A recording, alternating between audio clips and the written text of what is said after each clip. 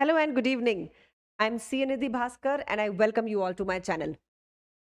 आज एक एम्प्लॉयर के पर्सपेक्टिव से आपको एक पैटर्न बताती हूँ जो पिछले कई टाइम से देखने को मिल रहा है।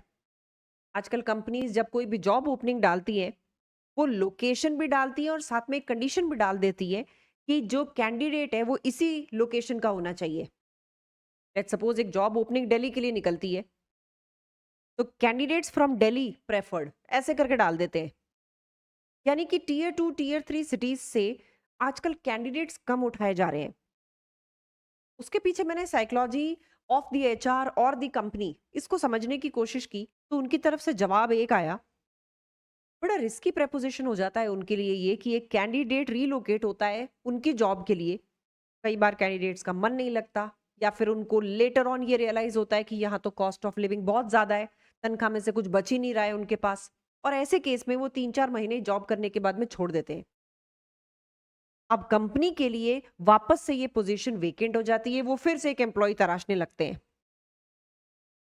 इसकी वजह से कंपनीज आजकल प्रेफर करने लग गई हैं कि अगर कोई नोएडा बेस या मुंबई बेस जॉब है, तो वहीं का ही लोकल कैंडिडेट आए और वो उसी को ही सेलेक्ट कर लें, क्योंकि वहां के उस सिटी के चैलेंजेस से ये कैंडिडेट ऑलरेडी इक्विप्ड और प्रिपेयर्ड होता है।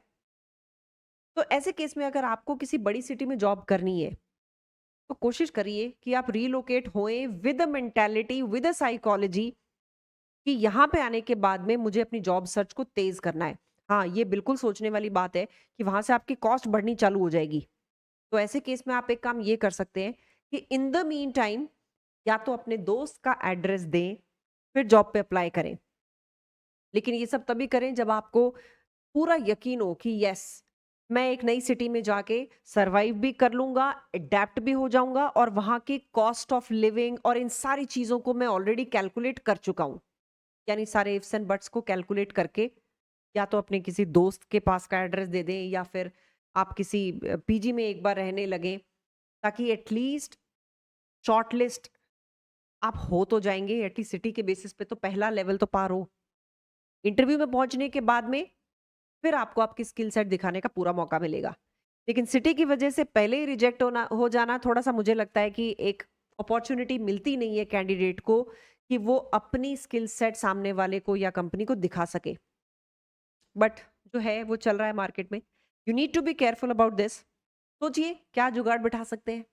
लेकिन कोशिश ये करिए कि अपने आप को जिस कंपनी में अप्लाई कर रहे हैं उसी सिटी का ही कैंडिडेट आप प्रेज़ेंट करें। That is always better. I hope you will find the video helpful. कुछ भी इससे रिलेटेड डाउट्स हो, please feel free to write that in the comment section. Thank you so much and take care.